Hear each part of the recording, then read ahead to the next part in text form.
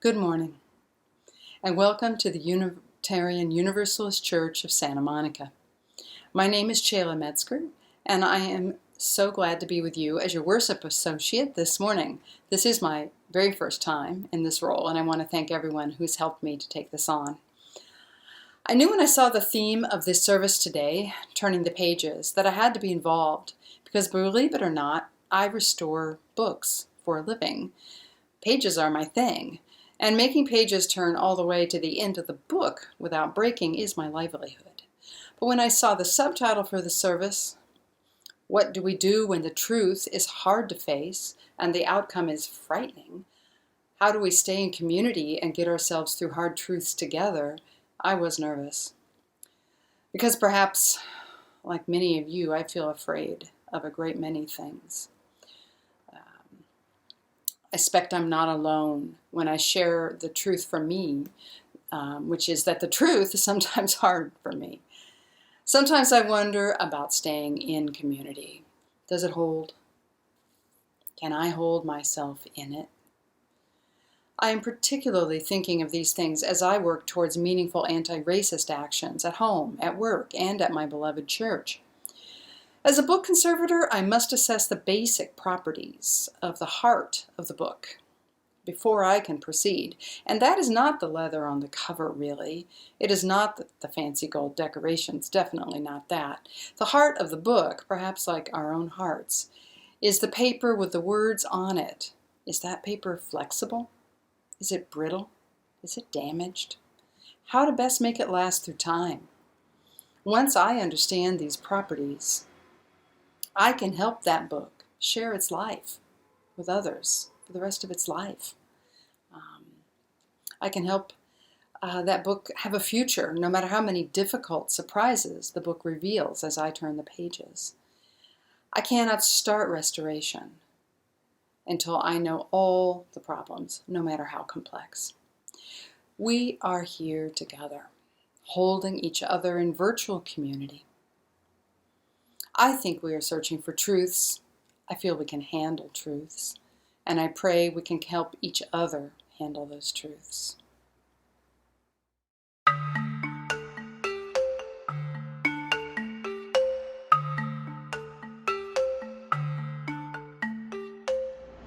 If you have a chalice near you, I invite you to light it now. Otherwise, join me in spirit.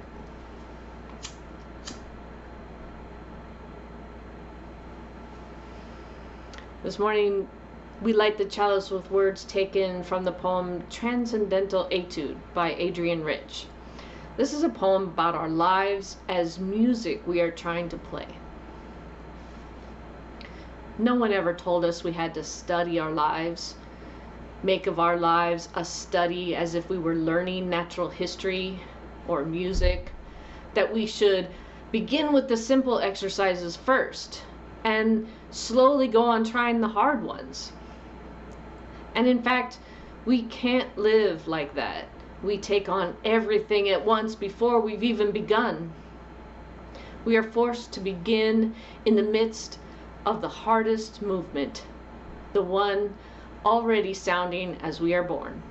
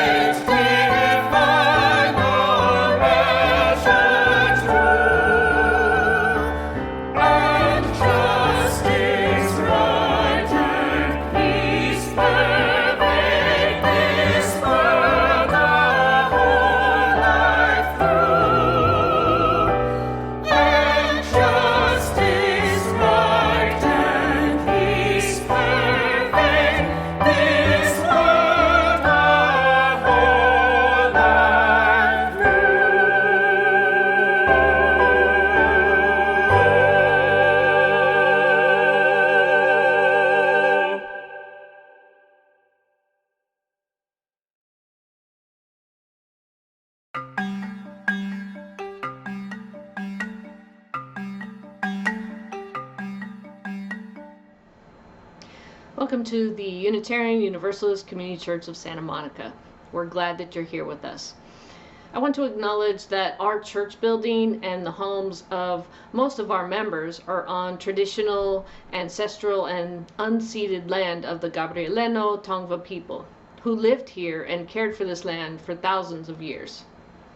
I'd also like to acknowledge the many people who have contributed to putting together this worship service.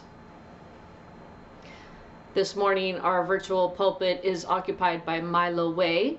Mylo is a lifelong Unitarian Universalist who has been a chaplain and a worship leader and currently spends their days as a mediation and support specialist. In their work and life, they often question how we keep moving when things get hard, and they're grateful to get onto this journey with us at UUSM. Mylo is grateful to have loads of fuzzy friends at home to encourage them. There are lots of other people who contribute to this service. Our multi-talented director of music, Sandra Choi, directs and produces all of the music in our service and also edits the entire service. The remarkable Ryan Humphrey provides our instrumental music. This week, amazing section leaders Javon Haskin, Chloe Vaught, and Michael Meersma provide vocal music. Cleo Anderson, our Director of Religious Exploration, will be telling the story of all ages. And we can't forget Pam Teplitz and Liz Fuller, who produce the slides and make sure that we are online and on time and that we stay out of trouble with technical glitches. I'd also like to announce that there are still a few openings for Chalice Circles this year. Chalice Circles at UUSM meet once a month and are opportunities to deepen connections with our beloved community. For information or to register, send an email to chalicecircles@uusm.org. It is a difficult time for joys and sorrows. Even when we are together, we have spoken and unspoken joys and sorrows. Not being together, we miss the hugs, the shoulder to lean on, the safe space to let a tear fall in the sanctuary while a beloved member of our community holds our hand and holds space for us. This week, we hold in our heart Gila Taif and Nowruz, whose mother passed away in Iran on September 29th. The loss was terribly compounded by not being able to be in Iran with her mother, to hold her, and to sing to her in her passing. We celebrate her mother's life and the ethics and strength she passed on to her family. We also ask you all to hold Shayla Metzger and her dear partner Maria Gonzalez in your heart, as Maria is at home with hospice care after receiving an ALS diagnosis. Unitarian Universalism is not defined by creed or dogma, but is guided by the principles that affirm the worth and dignity of every person and encourage an individual search for truth and meaning. We honor the wonder of existence and believe that we are all connected to one another and to the interdependent web of life. Our beliefs are drawn from scripture and science, nature and philosophy, personal experience, and ancient tradition. We are a congregation made up of people who believe in God, people who don't, people who are content to live with the mystery, and people who will never stop searching for answers. In Unitarian Universalism, you can bring your whole authentic self, your full identity, and your questioning mind. Please also bring your expansive heart.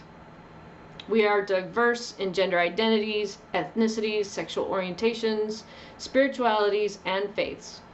We are united in our advocacy for social justice and our covenants with one another. May you find comfort, camaraderie, and inspiration here. We are so glad to have you with us here this morning.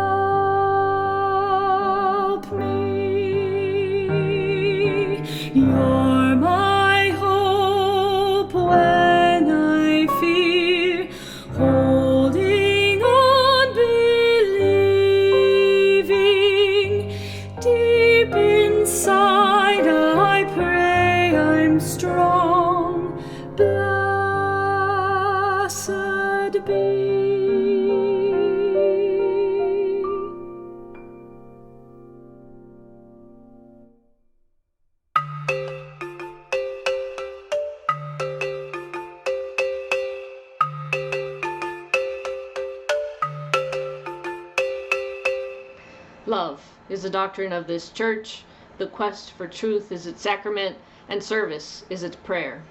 To dwell together in peace, to seek knowledge and freedom, to serve humankind in fellowship, thus do we covenant with each other.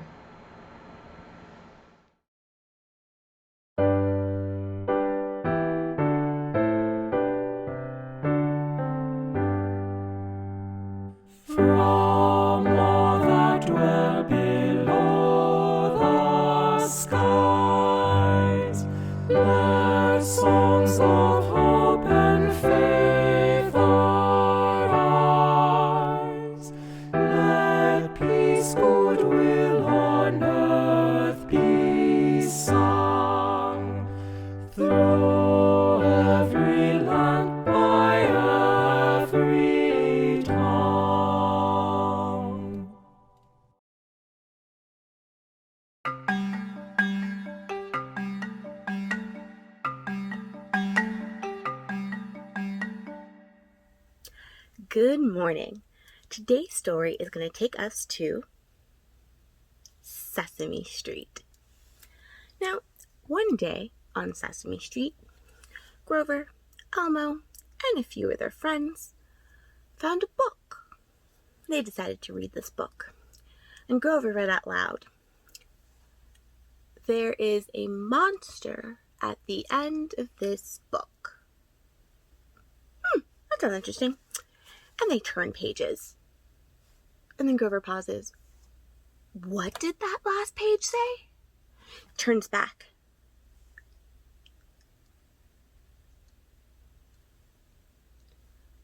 This book has a monster at the end. Okay, no. We will go no further. I am terrified of monsters. No. I want no part of this. Oh, come on, Grover. And the rest of his friends turn the page. Grover goes, no. I don't think you understand. If we keep turning pages, we'll get to the end of the story, and at the end of the story, there is a monster. I don't like monsters. Grover, it'll be fine. We want to see what's at the end of the story. Shh. I have an idea, says Grover. If we just don't turn any pages, we'll never get to the end of the book, and we'll never see the scary monster. They turn pages anyway. Now, Grover's had enough. Grover's terrified. He doesn't want to see this monster at the end of the book. So he has a good idea. He rummages around near Oscar the Grouch and comes back with some rope, and he ties it across the pages. Now, you can't turn any more pages. Grover's friends poke, and slowly the knots come undone and they turn another page. Grover goes, I am terrified of monsters. We are getting to the end of this book, and there's a monster at the end of this book. You know what? I can solve this problem. So he decides to nail the pages of the book together. Gets little pieces of wood, some nails, tap. There is no way you can turn the pages now. Friends shake it a little bit, wiggle some nails loose, and turn the page. Grover is done at this point. Grover is not feeling us at all. So he says, you know what? We're getting to the end of the book. If we turn one more page, we'll be at the end of the book, and there will be a terrifying monster. I am scared of monsters. No. We're not doing this. So he tries to build a brick wall across the pages of the book so that they can't turn any more pages. Grover's friends are also kind of done with Grover at this point. And they're watching him build this brick wall. And he built it across a quarter of the page, and then a half of the page, and almost all the way to the very top of the page. And they're just like, Grover. But Grover's like, there will be no monsters here. I will not be scared. Everything will be fine because we will never reach the end of this book. A little more shaking, a little elbowing, a little tugging, and the brick wall falls away. And they turn the last page, and Grover covers his eyes.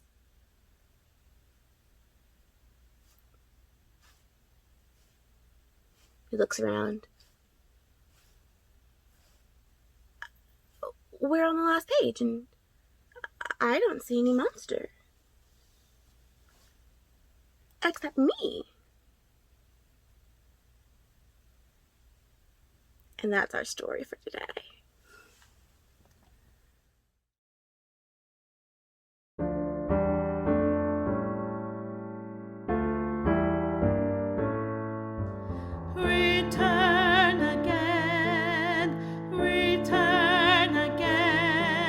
Return to the home of your soul. Return again, return again.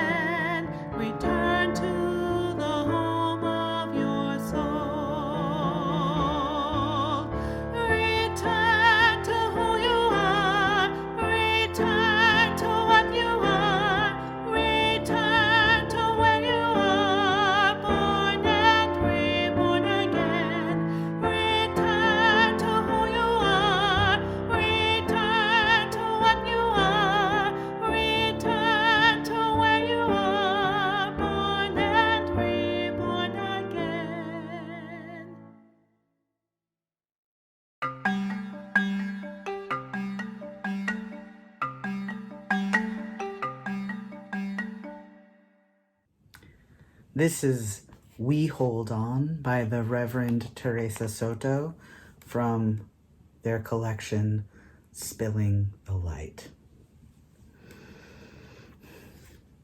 There is a moment before dawn when the light is firmly in charge of the sky. There is no arguing with the opacity that holds both a fertile imagination and cover of destruction. Just hold on.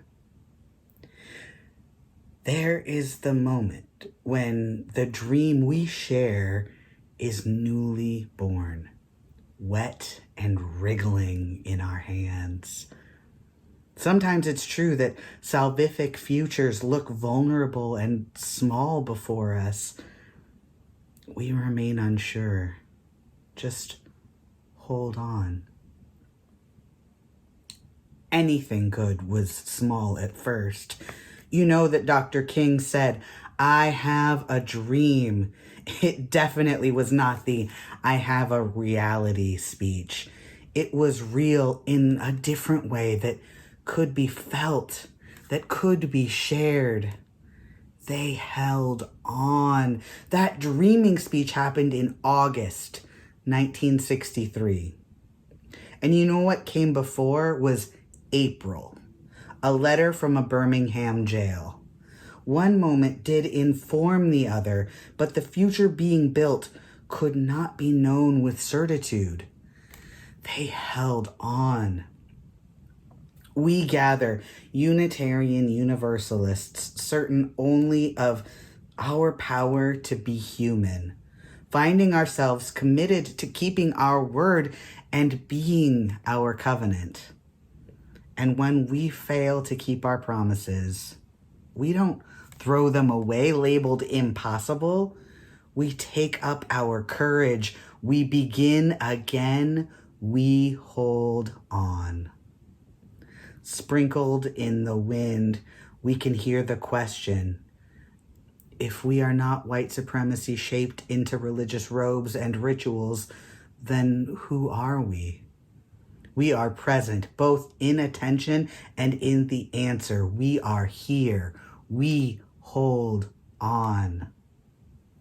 We contain multitudes, not just of questions and contradictions, but also of possibilities. We continue to labor for the creation of community in which all of us, not just each, but every part of us is welcome in our home of faith. We hold on.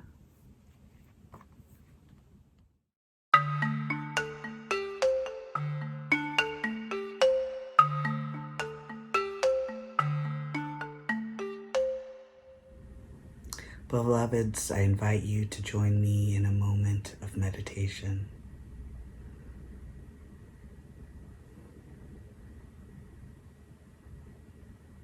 As we gather in sacred community, in this sacred space,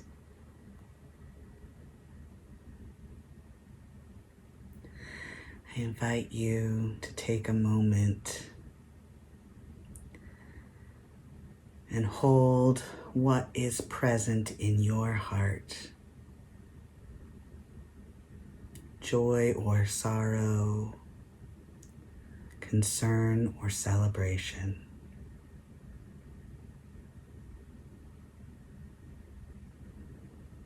I want you to hold it in front of you. That truth, that bigness within you.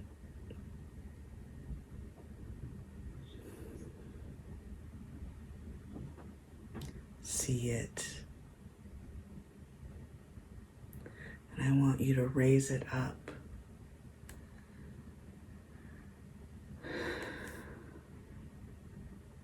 Offer it up into the collective space that is held by all of us, that is held by your beloved congregation in this time together.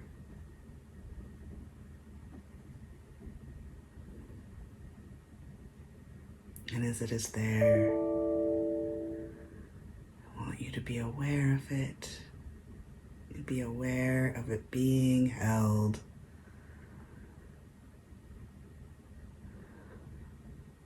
And shared in this space and in this time.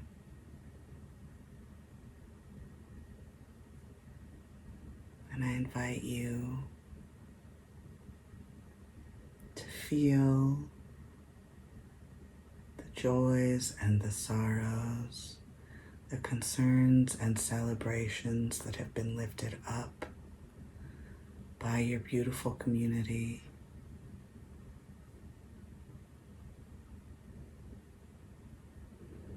Feel those dancing around you.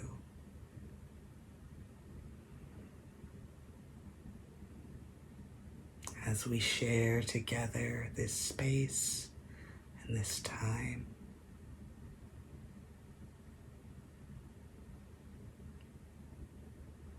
And as you are held in this moment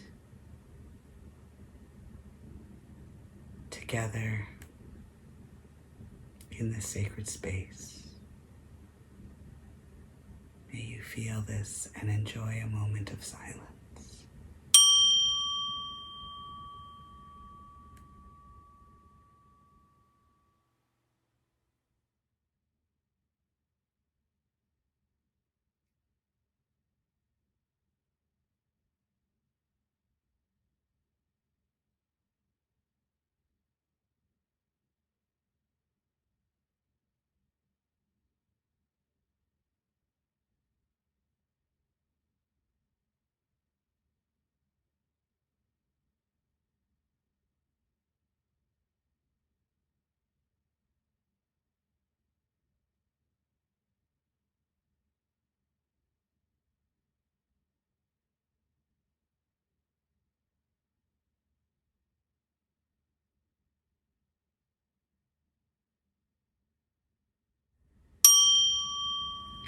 Blessed be.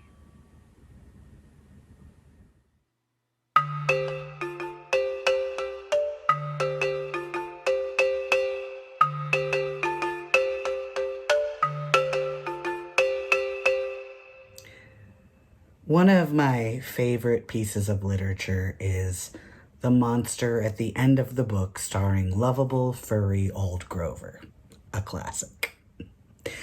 I'm really only slightly facetious when I call it literature. The art of writing books for children is so often dismissed. The value of children's literature is so easily diminished. But really, taking a concept, big picture, and making it accessible and entertaining and breaking it down so kids can understand it, that's an art.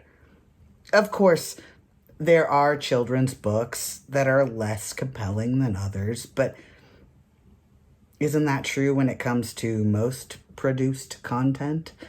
Some of it is just better than others. And this book, mwah, a delight.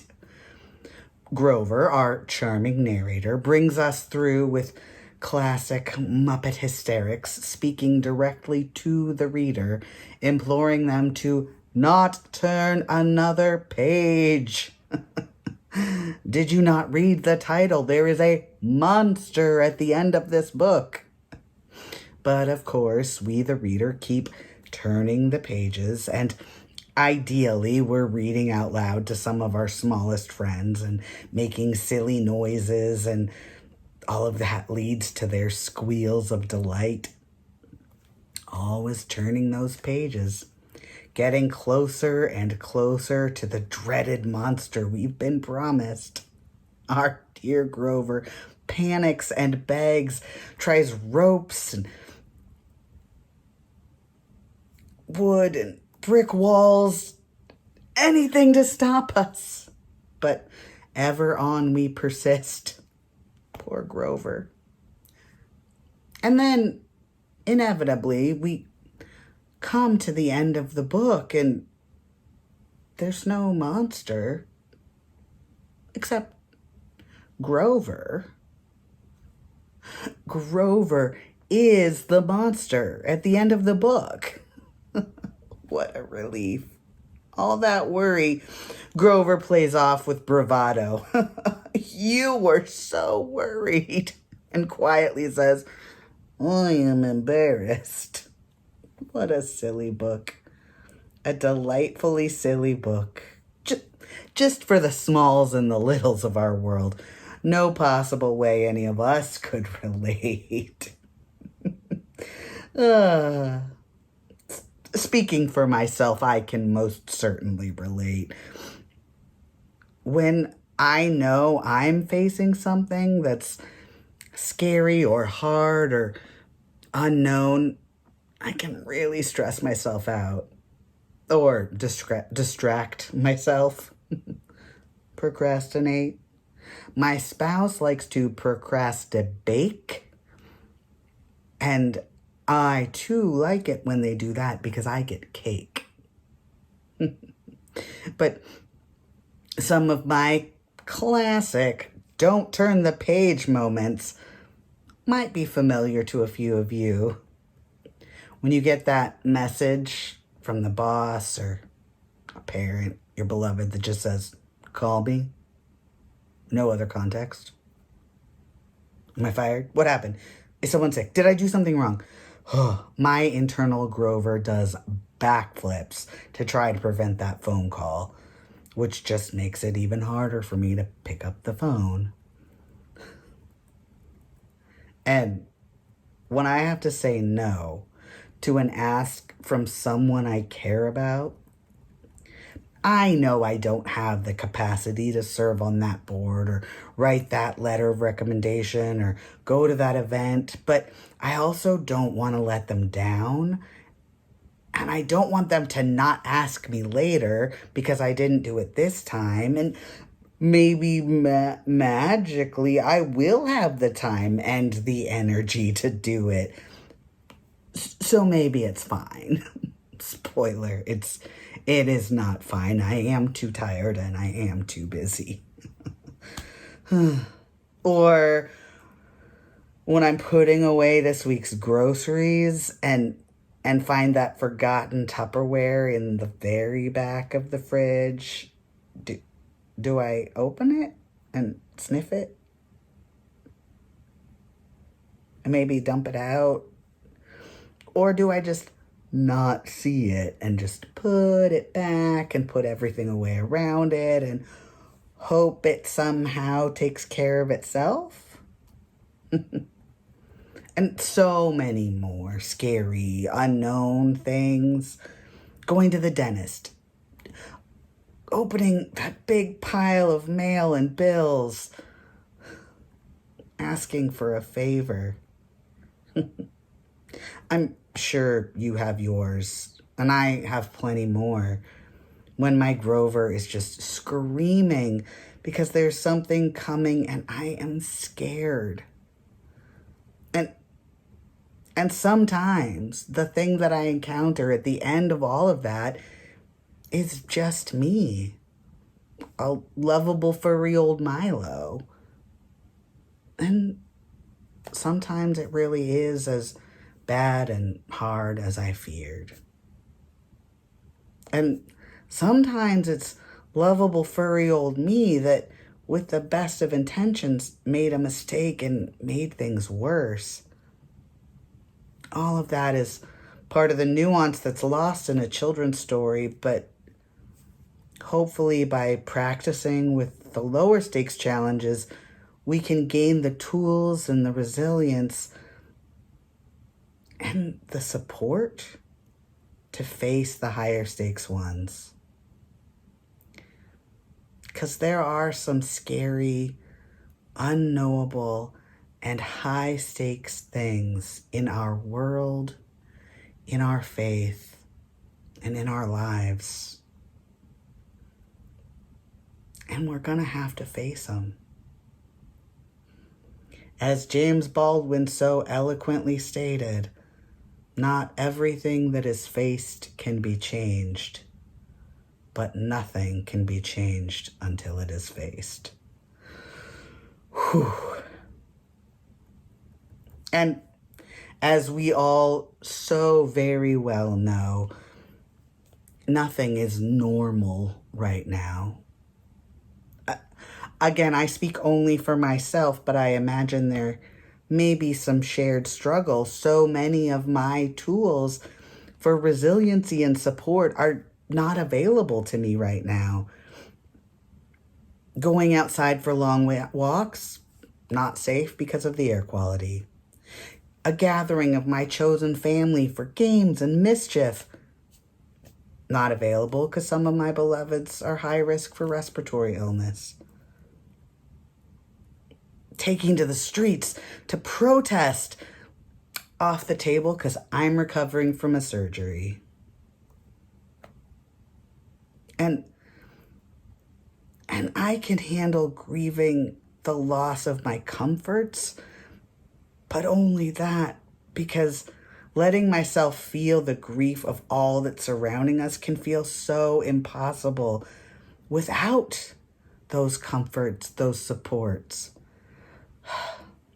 But here we are.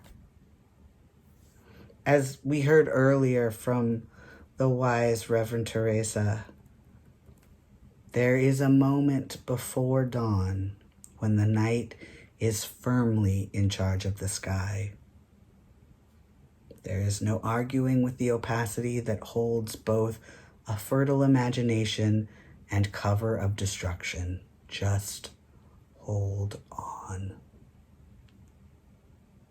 And here we are in a moment before dawn. As a faith, in all of this, in the middle of a pandemic, in the middle of this election, in the middle of this generation's civil rights movement, in the middle of wildfires burning, when the only word to describe each new event is unprecedented, we keep going. I don't know about you, but my internal Grover is exhausted from all of the brick walls and ropes and boards that have been thrown at this, trying to slow it down. But the pages need to turn. And there are some literal pages that we as Unitarian Universalists are called to keep turning. In this book that many of us may find scary, it's Widening the Circle of Concern, the report of the UUA Commission on Institutional Change, June of 2020. A gathering of UU leaders of color was convened in 2017 by then co-presidents, the Reverend Dr. Sophia Betancourt, Reverend William Sinkford, and Dr. Leon Spencer, as a space to imagine how our association might move forward in a time of upheaval. The generous insights shared there led to the commission and their charge from the Board of Trustees of the UUA to conduct an audit of the power structures and analyze systemic racism and white supremacy culture within the Unitarian Universalist Association. Whew. Hard and important work. I want to share with you just a bit. The Living Our Values in the World section has been speaking a lot to me in this time. As we're faced with racial and climate and public health crises intersecting and overlapping, the powerful and prophetic messages of Unitarian Universalism are so needed. And we as a faith are being charged to engage these thoughtfully and with intention. The report tells us the work of becoming more equitable, inclusive, and diverse within our congregations is justice work. If we cannot do this well, we cannot be effective as justice partners. It continues. If we fail to address our own injustices, we are not only hypocritical, but we are probably working out of an outdated paternalistic model of helping others rather than acting out of the recognition that our lives are interdependent with those of our neighbors. That's a lot. And at this point, we're only on page 71. It's okay if Grover is running around screaming a little bit right now. Take a deep breath. Turn the page with me. There are recommendations. It's not just doom and gloom and no options. There are issues that are pointed out, that are laid out, there are examples given, and then there are recommendations with action items that follow. Some of the recommendations for this are: a liberatory faith will remember the mandate from our theological legacy to privilege those most affected in our justice work, which should follow the voices of those most at risk. And as people of faith, our call to collective justice work through accountable partnerships is our salvific path. All of a sudden, it feels a little less scary to me when I hear this, because I remember that as Unitarian Universalists, we're held together in covenant. Not just the words we speak together at the beginning of our service, but our commitment to each other and to this world. And yes, sometimes we break covenant. Sometimes we fall out of covenant, but we come together again. We recommit. And there is a real need to examine how we collectively as a faith and individually are engaging with each other and with the world around us. It has happened that there has been some harm. Some of us have been on the receiving end of that harm, and some of us have been the cause, and some of us have been an observer. It's likely that many of us have played many roles at different times, traded out who's hurting and who's being hurt. And now is an opportunity to look at this, to make those changes, to face it. And if we keep turning our pages, it's true, we will have to look at our institutionalized white supremacy.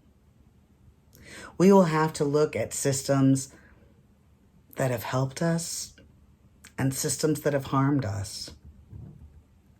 And we will be called to do work that will make a change.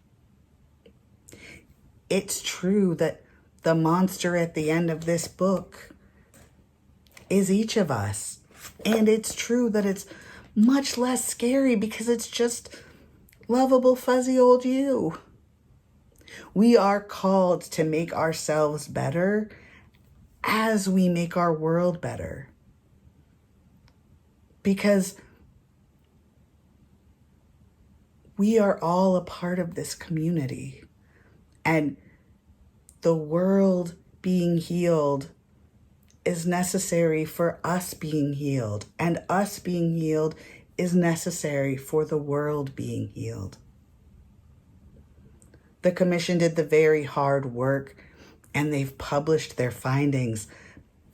And while the world is not as we anticipated they would be when this time came, the time is here, and the pages need to be turned, and sometimes we're surprised. I do commend to you this entire work. It is powerful. Keep turning the pages.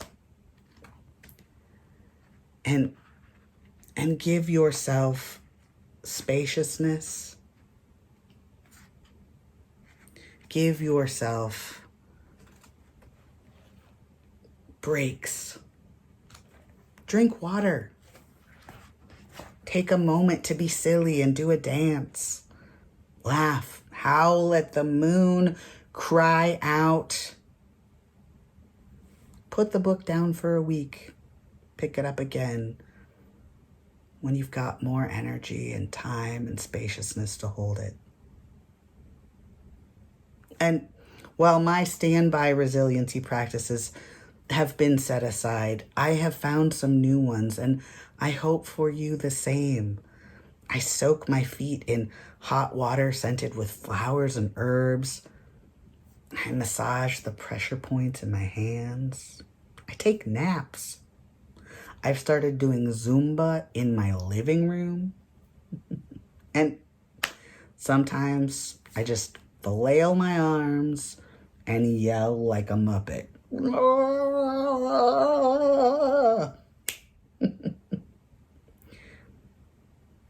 I do what I have to because it is so important that we keep moving. For as Reverend Teresa also said in our reading earlier today, we contain multitudes, not just of questions and contradictions, but also of possibilities. We continue to labor for the creation of community in which all of us, not just each, but every part of us is welcome in our home faith. As we work together to make this community, may we remember that we are building this together.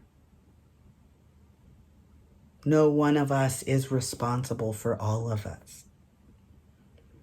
And sometimes you will be Grover pleading to stop. And sometimes you'll be the reader turning the pages. And sometimes you will be the delighted child squealing with joy as the story unfolds. May you be gentle with yourself and each other in each role. They are sacred. May it be so.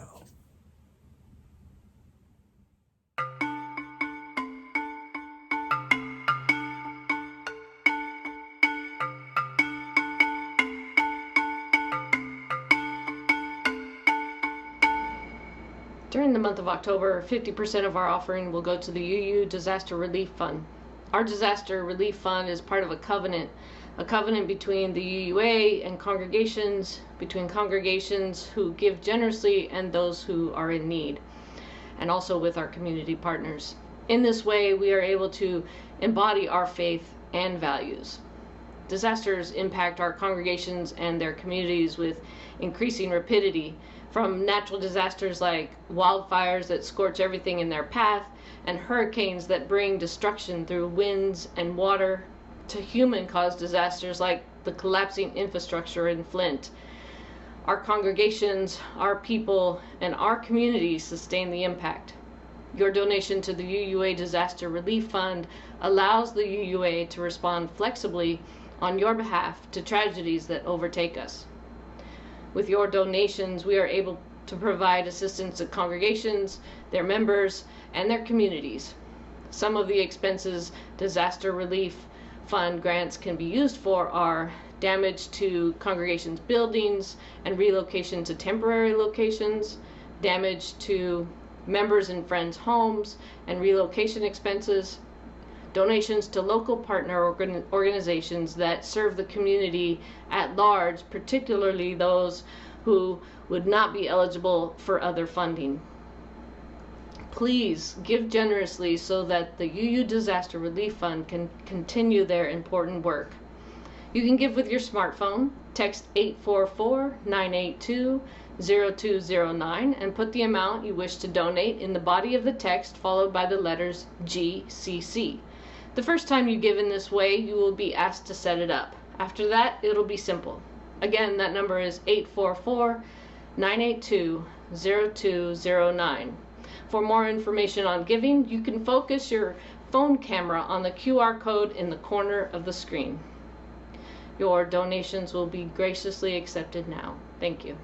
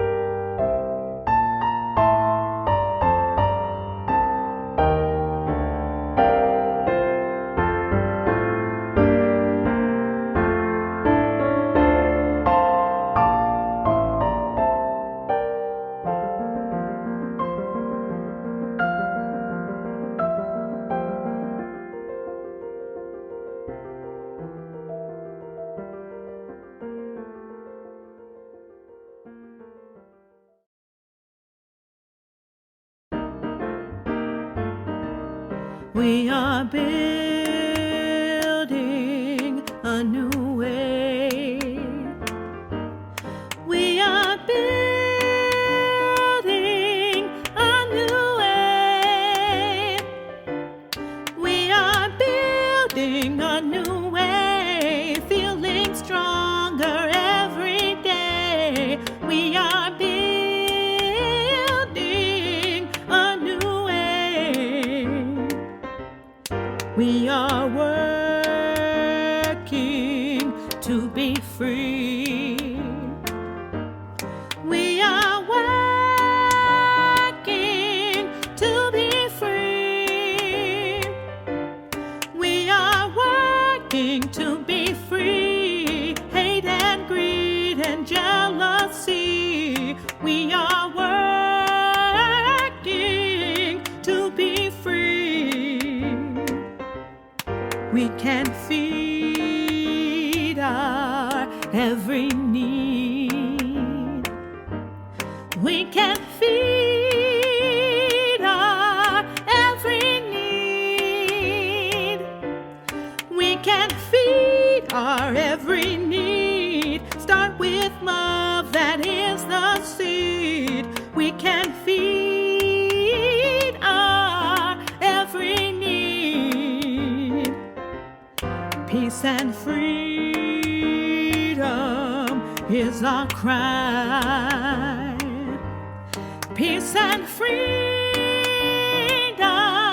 is our cry.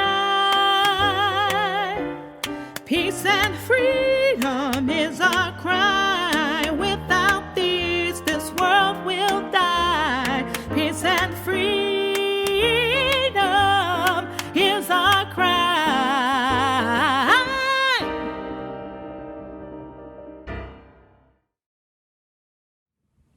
May we go forth, and may we turn every page.